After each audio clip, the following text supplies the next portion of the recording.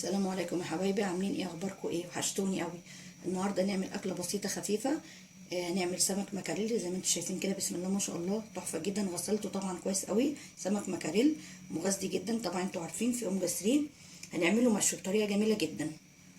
ماشي كده، السمك كده مغسول ومتنضف كويس زي ما انتم شايفين كده. معانا بوله. ده بصل يا بنات زي ما انتم شايفين. دي معلقه توم كده محترمه كبيره. انا هعملكم زي اللي بتعمل في المحلات بالظبط. وهنا شطه زي ما انتم شايفين، شطه، كزبره، ملح بكمون. ودي معلقه الفلفل، معلقه الثوم. بس كده. وهنا يا بنات معانا جزر بشرينه، كزبره، بقدونس، شبت. والشبت لازم يكون كتير. جربوا الطريقه دي بجد تحفه جدا. دي الطريقه بتاعت المحلات تعمل بره. بس كده يا بنات. ده فلفل احمر، ولو حابين تقطعوا طماطمايه قطعوا برضو، مش هتقول لا. ده خليط اهو. ده الخليط يا بنات اللي المحلات بتعمله بره. الحشوه بتاعت السمك المشوي. وطبعا معانا ليمون، كميه ليمون برضو محترمه. طبعا انتوا عارفين ان السمك بيحب الليمون.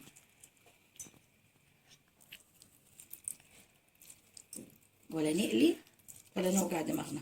المشوي افضل ومغذي جدا. بس يا بنات الحشوه اهي جاهزه. نقلبها كده كويس قوي. بس كده، ونحشي السمك ونتبله كويس جدا ونسيبه على الاقل قوي ساعتين قبل الشوي. هحشيه وارجع لكم تاني. حبايبي كده الحمد لله خلصنا. حشينا كل السمك زي ما انتم شايفين كده. بسم الله ما شاء الله. وقطعنا طماطمايه صغيره برضو للامانه. وعصرنا عصير ليمون تاني عليه. بس كده هيقعد بامر الله لمده ساعتين علشان الخليط كله يمتزج مع السمك ويدينا تتبيله حلوه. دي تركايه جميله جدا يا بنات. لازم اي تتبيله تقعد شويه حلوين، اقل حاجه لمده ساعتين. طبعا احنا مش هنكتر عن كده عشان برضو السمك ما يتهرش مننا، مش زي الفراخ. انتوا عارفين السمك بالذات ده ان هو اللي من جوه كده بيبقى طري شويه، ما بيبقاش يعني ناشف. فلازم برضو ما نعوقش معاه. هو يعني ساعتين زمن حلوين قوي، ما نكترش عن كده. بس بامر الله ساعتين زمن نرجع مع بعض نشويه. بس يا بنات انتوا شايفين كده يا حبايبي. ادي الرده. لازم السمك بتغلفيه كده من بره بالرده زي ما انتوا شايفين كده. ومعانا هنا الصينيه. طبعا حاطه نتره زيت صغنونه جدا زي ما انتوا شايفين كده، وخليها تسخن كويس جدا. بسم الله.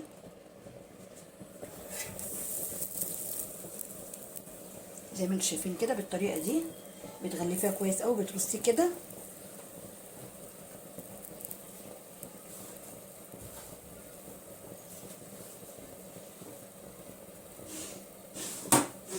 احلى سمك ده يا بنات ولا ايه؟ زي ما انتوا شايفين كده.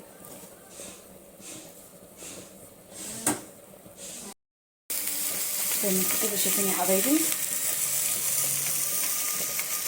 قلبته على الناحيه التانيه. مفيش اسهل منه. اهم حاجه ان الطاسه او الحاجه اللي انت هتعملي فيها تكون سخنه جدا. تمسحي نقطه زيت زي ما قلت لك. بس كده. وما تقلبهوش الا لما يتحرك من مكانه زي ما انتوا شايفين كده. انت كده يا بنات اهي، وبتشوفيها كده. اول ما تلاقيه عمل كده بتقدري تحركي براحتك. مفيش اسهل منه. وهنا عندنا رز. بسم الله ما شاء الله، رز ابيض ما بياخدش 5 دقايق على النار. استحملي بس شويه الدخان ده وفتحي الشقه عشان هي دي بس مشكله.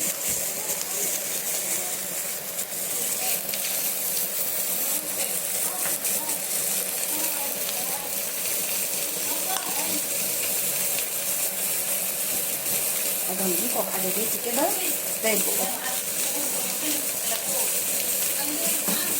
زي ما انتوا شايفين كده ما بياخدش اي وقت. انزلي كده اهو. ما شاء الله. 5 دقايق بنات من الناحيه دي و5 دقايق من الناحيه دي برضه. ما بياخدش اي وقت معانا. بسم الله ما شاء الله عليه. شايفين المنظر بيتكلم عن نفسه. الخضار جوه بيبقى جميل جدا، طازه وفرش زي ما انتم شايفين، ما بيتاثرش بالنار دي قوي يعني، حاجه بسيطه.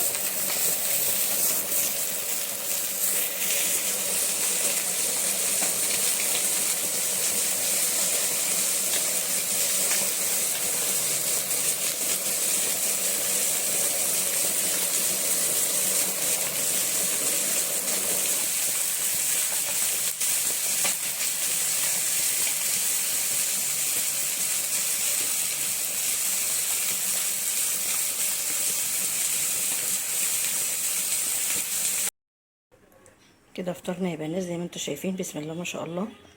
السمك اهو، بصوا شكله بيتكلم عن نفسه بصراحه. شويه الرز اللي قلتلكوا عليهم، الرز الابيض ما شاء الله، السلطه، سفره بسيطه ما شاء الله، وعصير البرتقال الفريش يستاهل بقكم. هاتي كنزي كده شوكه، جربي السمك، ايه رايكم بقى؟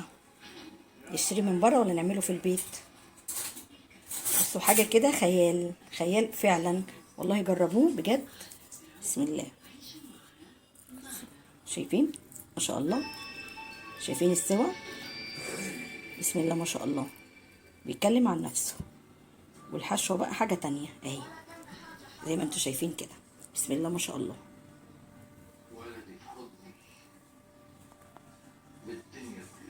شايفين ما شاء الله. بسم الله يا حبايبي، يلا فيديو جديد مع الف سلامه.